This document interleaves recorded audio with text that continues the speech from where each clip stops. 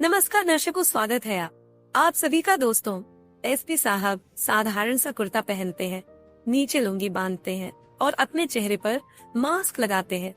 Mask लगाने के बाद वह सीधा थाने के अंदर जाते हैं और वहाँ के दरोगा से एक लड़की को छोड़ने के लिए कहने लगते हैं। कहते हैं कि आपने इस लड़की को पकड़ा है, यह लड़की बिल्कुल ही निर्दोष है, इसने ऐसा कुछ और आपने बेवजह ही इसको पकड़ कर रखा है। लेकिन जो दरोगा साहब होते हैं वह इस बात से चिढ़ जाते हैं और एसपी साहब के ऊपर ही हाथ उठाने की कोशिश करते हैं। उसके बाद एसपी साहब उसका हाथ रोकते हैं और उसको अपना आई कार्ड दिखाते हैं।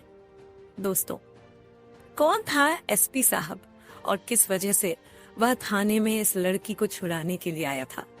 पूरी कहानी की सच्चाई जानने के लिए वीडियो को अंत तक जरूर देखें। नमस्कार दोस्तों, मेरा नाम है मनीष और स्वागत है आप सभी का हमारे YouTube चैनल में। दोस्तों, बिहार के पटना में एक शॉपिंग मॉल था, जिस शॉपिंग मॉल की पार्किंग में एक लड़की काम किया करती थी जिसका नाम था संगीता, जो कि बेहद ही गरीब घर से है। उसके पिता और उसके भाई स्टेशन पर फलों का ठेला अपनी जीवनचर्या को बिताने के लिए यहाँ पर काम किया करती है, ताकि थोड़े बहुत पैसे वह भी कमाकर परिवार की आर्थिक स्थिति को मजबूत कर सके। अब उसे शॉपिंग मॉल की पार्किंग के अंदर संगीता को इंचार्ज बना रखा था और वह वहां पर अच्छी तरह से ईमानदारी से अपना काम कर रही थी। तभी एक दिन उसी शॉपिंग मॉल की पार्किंग के अंदर एक लड़का और आकर उसे गलत तरीके से पार्क करने लगता है। इसके बाद संगीता उसका विरोध करती है, लेकिन वह लड़का उसे साफ साफ मना कर देता है और कहता है कि मैं इसे पार्क नहीं करूंगा। तो संगीता इस बात का विरोध करती है और कहती है कि अगर आप इस तरह से गाड़ियों को पार्क करोगे तो और गाड़ियों को निकलने में दिक्कत होगी। लेकिन वह लड़का संगीता पर गुस्सा करता है, उसे बुरी भली बातें सुनाने लगता है। अब इसके बाद संगीता जैसे ही उसका विरोध करती है तो वह लड़का अपने एक पुलिस वाले दोस्त को फोन कर देता है। दोस्तों, वह लड़का और कोई नहीं, वहाँ के पूर्व नेता का बेटा था और वह अपने सामने संगीता को कुछ भी नहीं समझ रहा था। इसके बाद उसने अपने जानने वाले दरोगा के पास फोन किया था है कि यहाँ पार्किंग में एक लड़की है और वह मेरी कार को यहाँ पर पार्क करने से मना कर रही है। अब इस बात को जैसे ही वह दरोगा सुनता है, वह दरोगा इस लड़के का अच्छा दोस्त था। तो उसके बाद वह कहता है कि कौन सा मॉल बताया, तो वह उस मॉल का नाम बताता है। तो वह कहता है कि इसी मॉल में, तो अभी आ रहा हूँ, ऐसा कहकर फोन कट जाता है। और फोन काटने के बाद जो दरोगा होता है वह थाने के अंदर फोन करता है और थाने से कुछ पुलिस वाले एक गाड़ी लेकर वहां पर पहुंच जाते हैं। इतनी ही देर में दरोगा भी वहां पर पहुंच गया था और वहां पहुंचने के बाद उस लड़की को धमकाने लगता है। कहता है कि तुमने किससे पंगा लिया है, तुम्हें शायद पता नहीं है। लेकिन वह लड़की को निभाते हुए उनसे कहने लगती है कि जो मैं काम कर रही हूँ वह मुझे सही तरह से करना चाहिए और इसके लिए तुम मुझे कुछ भी नहीं सिखा सकते। अब ये बात दरोगा उस नेता के बेटे को बुरी लग जाती है और इसके बाद जो दरोगा होता है उस लड़की को अरेस्ट कर लेता है और अरेस्ट करने के बाद थाने ले जाता है। दरोगा जी और मंत्री के बेटे ने मिलकर कार का पीछे वाला तोड़ दिया था और आरोप लगाया था कि इस लड़की ने इस कार के अंदर से गहने चोरी किए हैं और इसी वजह से इसको पकड़ लिया गया है। उसके बाद दरोगा उस लड़की को ले जाकर लॉक कैप में बंद कर देता है। अब यह बात जैसे ही संगीता के पिता सुरेश और उसके भाई रोशन को पता चलती है तो वह भागे दौड़े सीधा थाने पर आते हैं और वहां जाकर अपनी बहन से बात करते हैं। वह उससे पूछते हैं कि बहन, यह क्या हो गया और किस तरह से हुआ है। तो उसके बाद पुलिस वाले उसे बताते हैं कि तुम्हारी बहन ने एक मंत्री के बेटे की कार से गहने चोरी करने की कोशिश की है और इसी वजह से हम लोगों को इसे पकड़ना पड़ा। अब इसके बाद वह लोग कहने लगते हैं कि साहब, हमारी बहन चोर नहीं है, वह तो अपने काम को बड़ी ईमानदारी और निष्ठा से किया करती है। आप लोगों से जरूर कोई गलती हो गई है। अब इसके बाद जो दरोगा साहब होते हैं वह उसको धमकाने लगते हैं और धमकाते हुए थाने से बाहर भगा देते हैं। संगीता ने अपने भाई से कह दिया था कि अगर आज आप लोग मुझे यहाँ से नहीं निकाल पाए तो उसके बाद मुझे ढूंढने की कोशिश मत करना। अब इसके बाद संगीता का भाई और उसका पिता एक वकील के पास जाते हैं अपनी बेटी की जमानत करवाने के लिए। लेकिन दोस्तों, जैसे ही वकील केस को सुनता है और उसे पता चलता है कि नेता का बेटा है, तो उसके बाद वह भी केस लेने से मना कर देता है और कहता है कि मैं तुम्हारी वजह से इससे पंगा नहीं लूंगा। ऐसा कहकर उसने मना कर दिया था। तो जो संगीता के पिता और भाई हैं, वह काफी ज्यादा परेशान हो जाते हैं और इसी परेशानी के चलते वह जगह जगह पर बात करते हैं, लेकिन कहीं से भी उनको कोई भी सहायता नहीं मिलती है। इसके बाद जो संगीता का भाई होता है रशन, उसने कुछ दिनों पहले सोशल मीडिया पर एक वीडियो देखा था, जिस वीडियो के अंदर जो पटना के सिटी एसपी थे, उन्होंने अपना नंबर दे रखा था और जनता से कहा था कि अगर आप लोगों को कभी भी जरूरत हो तो आप एनी टाइम मुझे कॉल कर सकते हो। अब जैसे ही रोशन के दिमाग में यह बात आती है, तो उसके बाद जो रोशन होता है वह उस नंबर को ढूंढने लगता है और सोशल मीडिया की साइट पर जाकर वह हिस्ट्री को चेक करता है और लगभग 1 घंटे की मेहनत के बाद मिलती है तो उस वीडियो में दिए गए नंबर पर फोन करने लगता है और अपने पिता को बताता है कि पिताजी, यह एसपी साहब का नंबर है और इन्होंने वीडियो में साफ साफ कहा है कि आप लोगों को अगर कोई भी दिक्कत हो तो आप मुझे कभी भी कॉल कर सकते हो। इसके बाद उसका पिता कहता है कि बेटा, यह एसपी साहब क्या करेंगे, ही कर देंगे, लेकिन जो रोशन होता है वह एसपी साहब पर फोन करना उचित समझता है। उसके बाद एसपी साहब के पास फोन मिलाता है और फोन मिलाने के बाद जैसे ही फोन उठाया जाता है तो वह पूछता है कि क्या यह सिटी एसपी का नंबर है। तो दूसरी तरफ से जो व्यक्ति होता है वह कहता है जी हाँ, मैं सही नंबर मिलाया है। सुनते ही जो रोशन होता है वह फोन पर ही फूट फूट कर रोने लगता है। इसके बाद जो एसपी साहब होते हैं उसको धैर्य बंधा हुए कहते हैं कि अरे भाई, अगर तुम इस तरह से रोगे तो मैं समझ नहीं पाऊंगा कि तुम्हारा क्या मामला है और किस वजह से तुमने मेरे पास फोन किया है। उसके थोड़ी देर बाद रोशन शांत होता है और शांत होने के बाद अपने बात सिटी एसपी को बताने लगता है। वह कहता है कि साहब, यहाँ के दरोगा ने हमारी बहन को पकड़ लिया है। वह मॉल की पार्किंग में काम किया करती थी और वहाँ पर यह व्यक्ति शराब पीकर आया और गलत तरीके से अपनी गाड़ी को पार कर रहा था और इसी बात को लेकर कहा सुनी हो गई और उसने मेरी बहन को पुलिस से पकड़वा दिया।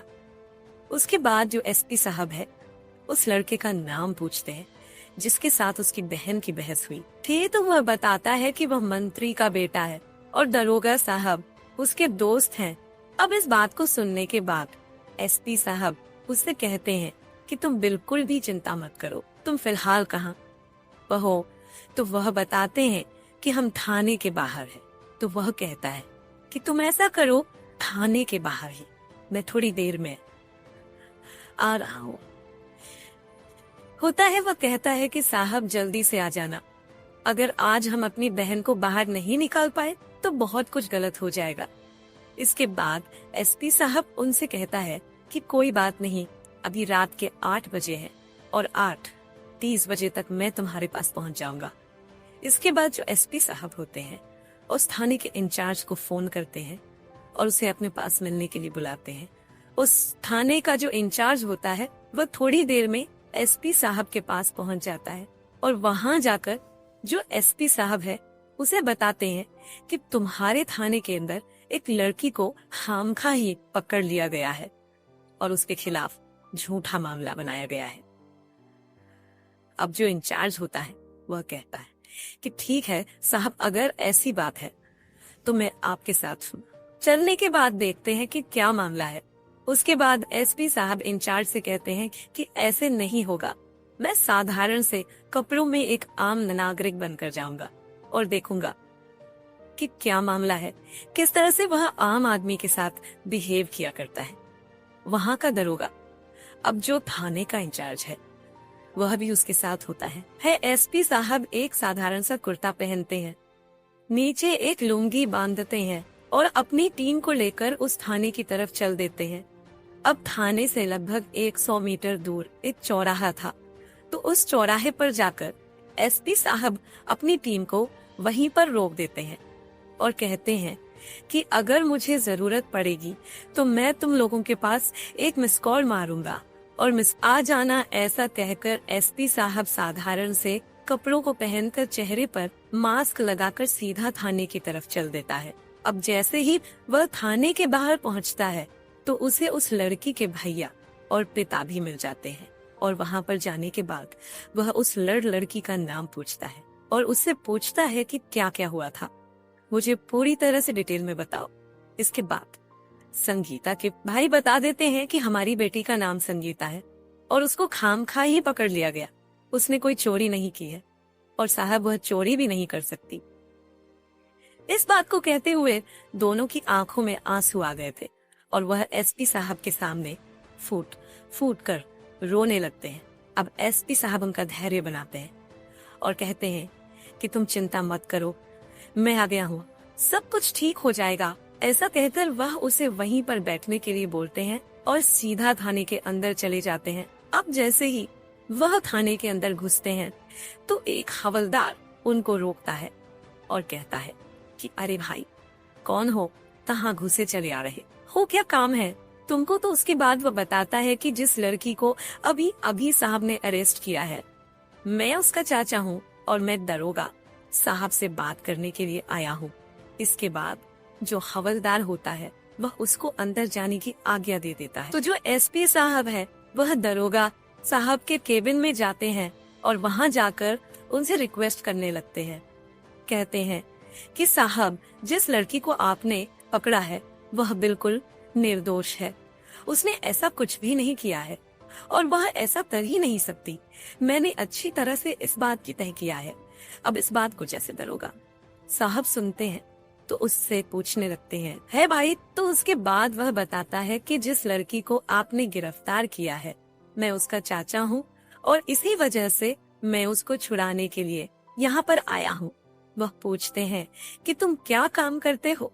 तो वह बताते हैं कि मैं सब्जियों का ठेला लगाया करता हूँ, बस स्टैंड के पास, और उसी से अपनी जीवनचर्या को बिताया करता हूँ।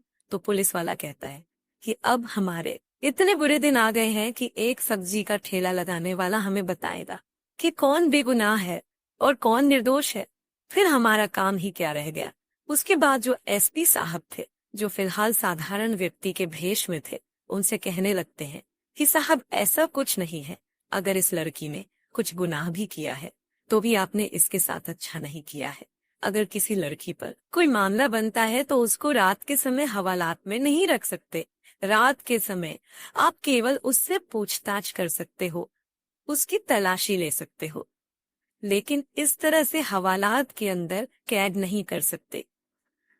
अब इस बात को सुनने के बाद साहब को थोड़ा सा गुस्सा आता है और वह एसपी साहब से कहने लगता है कि तुझे तो काफी ज्यादा कानून आता है, लगता है तो सिखाना पड़ेगा। इसके बाद एसपी साहब कहते हैं कि इसमें कानून जानने वाली कौन सी बात है, यह तो सभी लोग जानते हैं कि एक महिला कांस्टेबल एक महिला को अरेस्ट कर सकती है और रात के समय तो महिला को लॉकअप में बिल्कुल भी नहीं रखा जाता।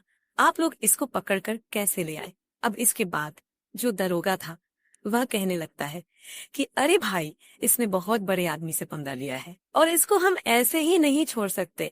अगर तुम यह चाहते हो कि हम इसको छोड़ दे तो यह पॉसिबल नहीं है, और अगर ज्यादा कानून झाड़ने की कोशिश करी तो मैं तुमको भी अंदर बंद कर दूंगा और तुम्हारे खिलाफ केस दर्ज कर दूंगा। उसके बाद एसपी साहब कहते हैं कि ऐसा कैसे, आप केस दर्ज कर दोगे? मैंने जब कोई गुनाह किया ही नहीं है। तो आप तो जो दरोगा होता है वह कहता है कि गुनाह तो मैं अपने आप करवा देता हूँ और उसके बाद सबूत और गवाह भी तैयार कर देता हूँ।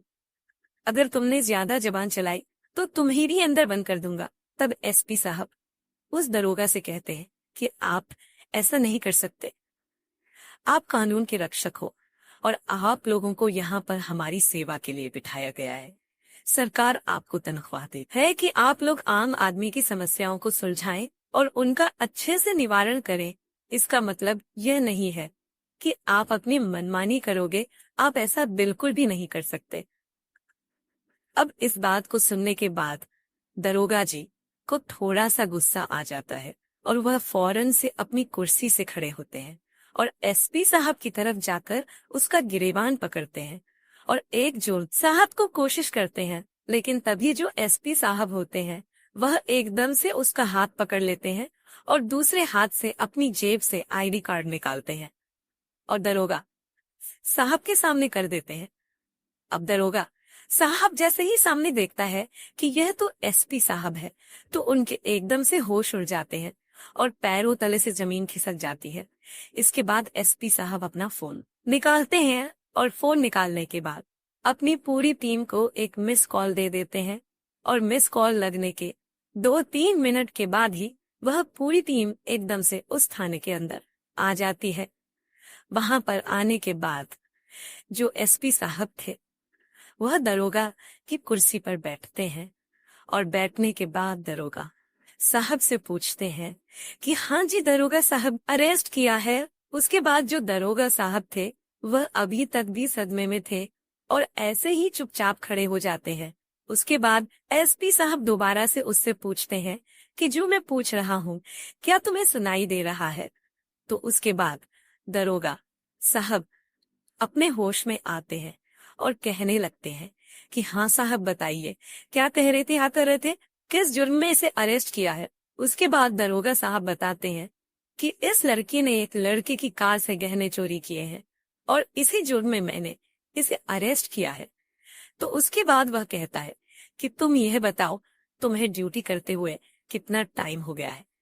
तो दरोगा साहब डरते हुए कहते हैं कि 12 साल हो गए हैं साहब। तो उसके बाद एसपी साहब कहते हैं कि यह बताओ तुम्हें 12 साल ड्यूटी करते हुए हो गए हैं और तुम्हें यह भी नहीं पता कि एक महिला को अरेस्ट करने के लिए महिला कांस्टेबल चाहिए, ये होती है, और रात के समय तो महिला को अरेस्ट करके लॉकअप में रखना बिल्कुल भी सही नहीं है, कानून के खिलाफ है। तुम यह सब कुछ भी कर रखा है। उसके बाद जो एसपी साहब होते हैं वह कंप्लेंट रजिस्टर मंगाते हैं। जो उस थाने का मुंशी होता है वह कंप्लेंट रजिस्टर लाता है और एसपी साहब के सामने खोल कर रख देता है। अब एसपी साहब उस कंप्लेंट रजिस्टर के अंदर कंप्लेंट ढूंढने लगते हैं और कंप्लेंट ढूंढने के बाद उन्हें उस लड़की की कोई भी कंप्लेंट वहां पर नहीं मिलती। तो वह दरोगा साहब से पूछते हैं कि यहाँ पर तो कोई भी लिखित में कंप्लेंट नहीं है, आपने किस बेस पर इसको अरेस्ट किया है? उसके बाद दरोगा साहब कहते हैं कि वह पूर्व मंत्री का बेटा था और उसकी गाड़ी से इसने गहने चोरी किए थे और उसने हमें फोन करके सूचना दी थी। सूचना मिलने के बाद हम लोग इसे अरेस्ट करके यहाँ पर ले आए। अब इसके बाद एसपी साहब उसे कानून याद दिलाते हैं और कहते हैं कि क्या तुम्हें पता नहीं है कि कोई भी मौखिक कंप्लेंट पर हम कुछ भी नहीं कर सकते, हमें लिखित में कंप्लेंट चाहिए की है। उसके बाद एसपी साहब सबसे पहले उससे कहते हैं कि सबसे पहले इस लड़की को छोड़ो और इसको यहाँ से जाने दो। उसके बाद संगीता लॉकर से निकलती है और निकलने के बाद एसपी साहब की तरफ देखती ही रह जाती है, क्योंकि उसे विश्वास नहीं हो रहा था कि एक साधारण सा व्यक्ति आकर इतना कुछ भी कह सकता है।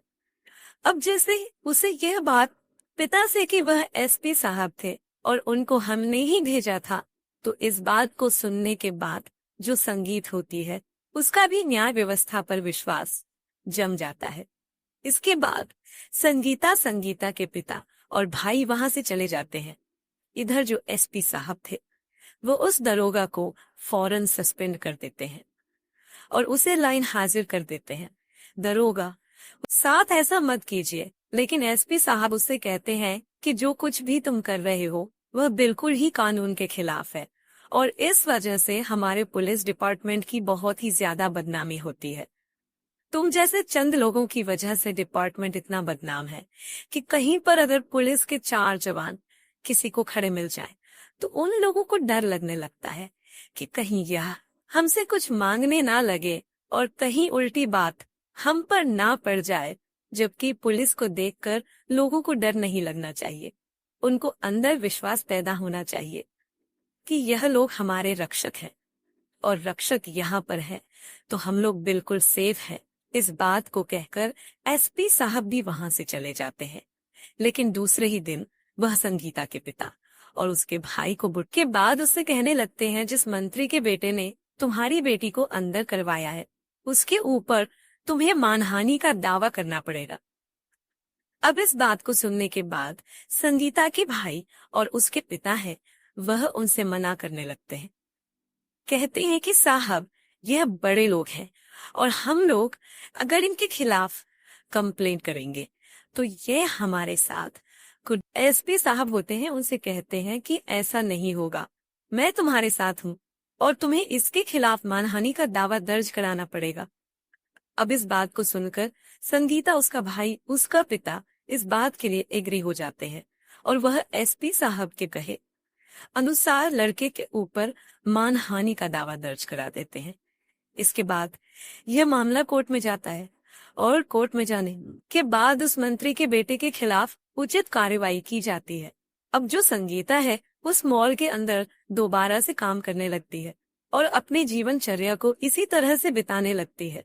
तो दोस्तों, यह थी कहानी एक ईमानदार एसपी साहब की। आप क्या कहना चाहते हो एसपी साहब के बारे में? आप क्या कहना चाहते हो? दरोगा ऊपर एक लड़की को ऐसे ही अरेस्ट कर लिया और उसको लॉक ऐप में बंद कर दिया। आपकी जो भी राय कमेंट सेक्शन में लिख सकते हो, लोगों के साथ शेयर कर सकते हो। वीडियो अगर अच्छी लगी तो वीडियो को लाइक और चैनल को सब्सक्राइब जरूर करें ताकि हमें थोड़ा बहुत हौसला मिले आप लोगों के लिए ऐसे अच्छे अच्छे वीडियो बनाने के लिए। इन कहानियों को सुनाने को परेशान करना बिल्कुल भी नहीं है। यह कहानी आपको इसलिए सुनाई जाती है ताकि आप लोग इन कहानियों में से कुछ ना कुछ सीख सको और अपने जीवन में उस चीज को अप्लाई कर सको। बाकी मिलते हैं किसी अगली वीडियो में नए टॉपिक के साथ, तब तक के लिए बने रहे।